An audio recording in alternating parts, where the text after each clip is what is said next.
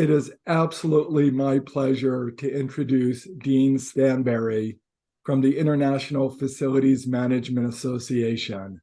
Dean, thank you so much for joining us. Steve, thank you for inviting me to deliver this discussion today. So a little bit about IFMA, IFMA. For those that don't know, it is the largest facility management professional association in the world.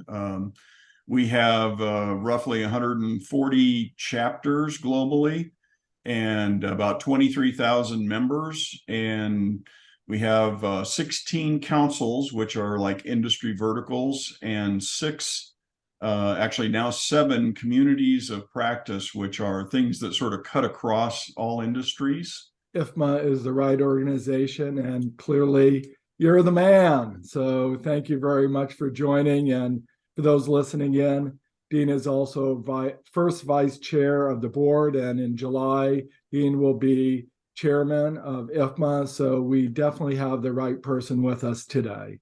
So let's dig into a little bit what IFMA is doing. And what I'm curious about is metrics.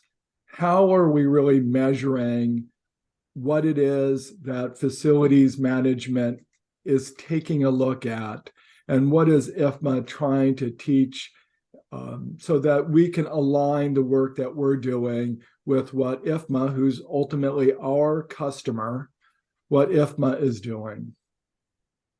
Yes, so IFMA is tracking several trends we anticipate to have a role in the facility management profession. In early 2022, we formed a working group with internal and external subject matter experts to examine these trends and document the findings. I'll go through the 5 trends that we're exploring. First one is circular economy. So the Ellen MacArthur Foundation defines circular economy as a system solution framework that tackles global challenges like climate change, biodiversity loss, waste, and pollution. This topic has really advanced at sort of a varied pace globally. Some regions are further along in their adoption of circular economy practices than the US. The processes for wide-scale reuse, repurposing, and recycling of products to minimize materials being diverted to landfill require significant change in economic models. For facility managers, it will alter purchasing, utilization, and disposal processes across building operations. The next one we look at is climate change. According to the United Nations, climate change refers to long-term shifts in temperatures and weather patterns. These shifts may be natural, such as through variations in the solar cycle, but since the 1800s, human activities have been the main driver of climate change, primarily due to burning fossil fuels like coal, oil, and gas. So the growing recognition of climate change is a crucial driver in the creation or acceleration of these 5 trends. Facility managers should understand the fundamental mechanisms of climate change to assess their climate risk, choosing between adaptation, mitigation, aversion, or acceptance of those solutions. Next, we're looking at ESG reporting. So it stands for environmental, social, and governance. And according to Deloitte, these are the pillars of ESG frameworks and represent the 3 main topics that companies are expected to report on. The goal of ESG is to capture all the non-financial risks and opportunities inherent in company day-to-day activities. But ESG is also a new evolution of corporate social responsibility, or CSR reporting. And CSR kind of developed a reputation for being essentially greenwashing, as many of the CSR claims could not be substantiated. A key feature of ESG is that it must be auditable.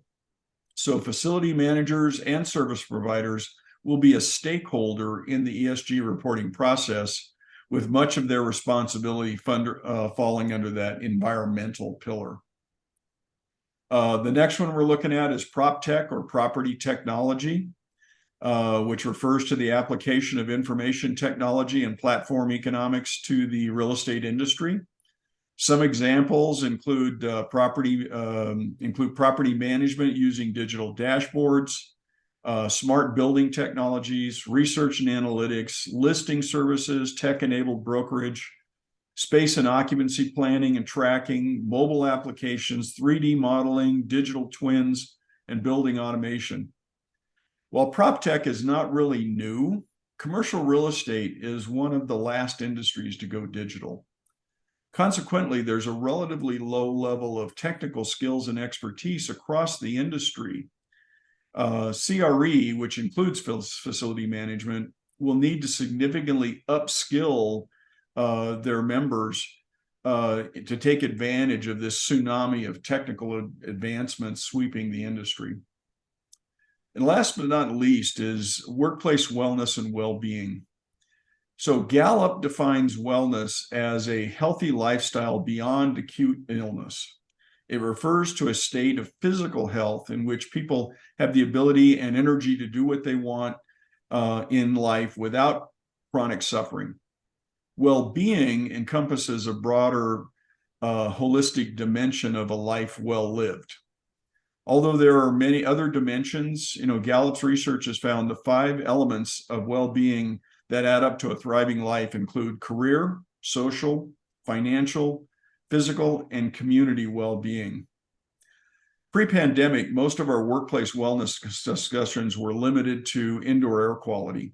But emerging from the pandemic, we recognize the larger role of well-being plays in our personal lives, which carries over into our work and our business in general. For facility managers, this may be one of the steeper learning curves as they develop a greater understanding of the role the workplace plays in wellness and well-being. So the IFMA Emerging Topics Working Group is continuing in its efforts to help the association evolve that role of the facility manager. Let me just summarize or just repeat this because I think you shared a lot of great information. The 5 areas of the emerging topics for IFMA. Emerging Topics Working Group, yes. Working group for IFMA is the circular economy, climate change. Yep. ESG. Yes. Property technology. Prop tech. Workplace wellness and well-being. Correct. All things that I think people that are listening in will find very interesting. And I'm sure they relate to all of that in their own professions, their own jobs, and the clients that they work with. So thank you. Yeah, and I know you asked about things like, water and energy, but those things are all encompassed in many ways in each one of those topics.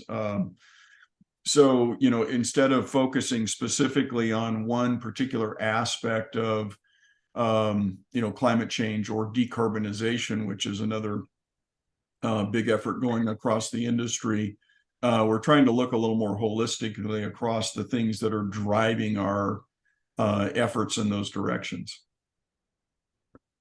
So if you'll allow me, I want to sort of shift gears just a little bit. Your background, in addition to the leadership role you're playing at IFMA, you have a long history of working in the facilities management profession. And what I want to get to is the issue of change and change management.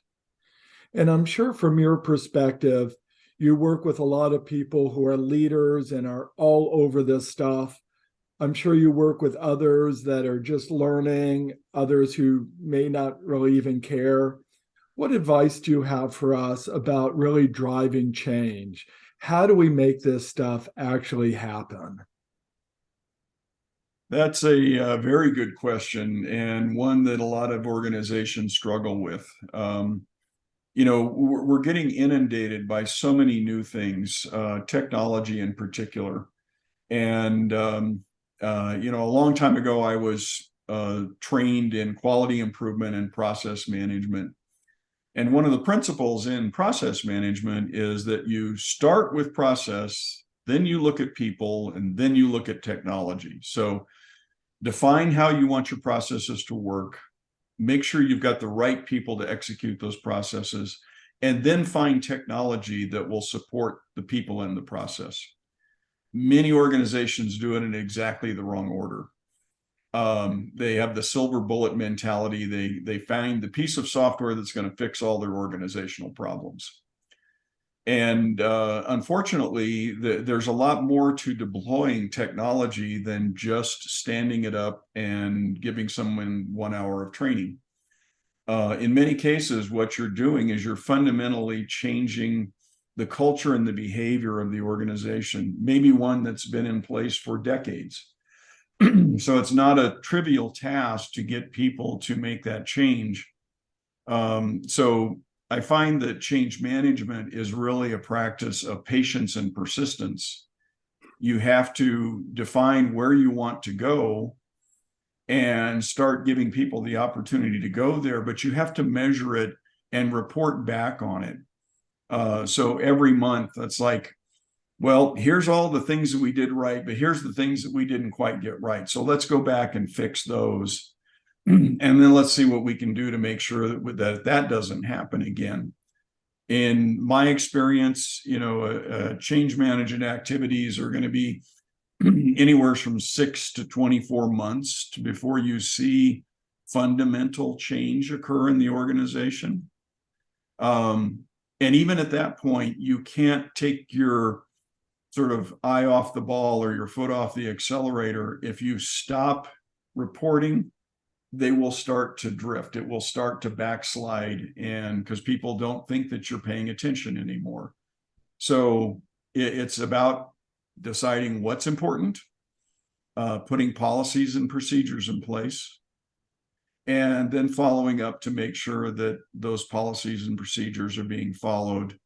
And if necessary, there has to be consequences for not following them. In other words, leadership has to lead the way. So it can't be do as I say, not as I do. They have to walk the talk and exhibit or exemplify those policies and procedures. And if there's individuals or even work groups that are resistant, they have to find ways to get them to come along, or invite them to maybe look for other opportunities if they're not willing to make that change.